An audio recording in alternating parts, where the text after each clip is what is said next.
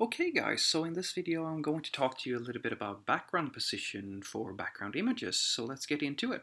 Now, backgrounds are it's fairly standard practice. Like most websites have some sort of background, either it's just a plain color or it's a beautiful image of some sort. And one of the things that I think is kind of interesting with background images is that you can, the basic properties are hopefully somewhat familiar to you, but if they're not, then let's just very briefly talk about the ones that are achieving this effect.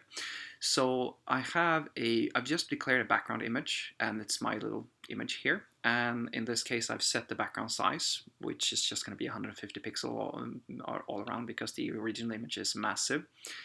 And then I've set my repeat to no repeat because the default is for it to actually repeat because, hey, it's a background image and usually you have these repeating patterns in the background. But in this scenario, for my little demo here, I don't want to do that because the effect that I want is to put this in the corner. And I do that by using the background position. So the default is going to be top left, but I can also express bottom right. I can do bottom like left and so forth and so forth. And I can of course do top right like that. So I can play around, just kind of position it as I want.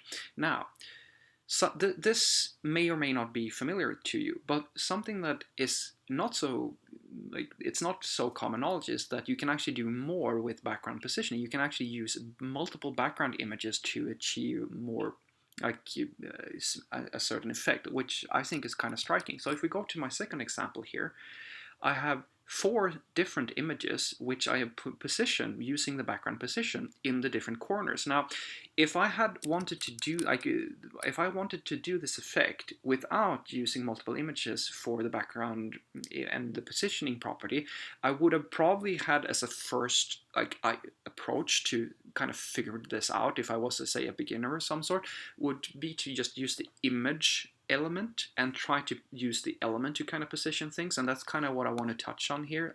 You don't actually have to do that if you want to have multiple images on the same background. You can actually use multiple images. Now, this is just one scenario, but you could have, you could have, I don't know, bubbles or whatever. You could position things however you want on the background without having to stoop down to using HTML element to achieve this effect.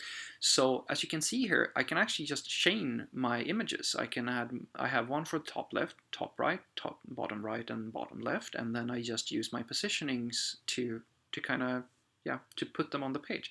Now I can of course, the same properties apply to the sizing and like repeat. That doesn't make any sense, of course, but it's kind of the same idea, right? So if we look at just one of my images here, this is an image that I just kind of put together in Sketch, and then I can just use that and the positioning system to put it wherever I want on the page. And in this scenario, I wanted to have them in the corners, but there's nothing stopping me from positioning. I don't know, I could start moving this down here, and I can put it over here if I wanted to have this effect instead, to give it a little bit of breathing room on the background. So I can kind of, each of these images is its own entity, and I can move it about on the background as I see fit. So hopefully you found this useful. Have a great day.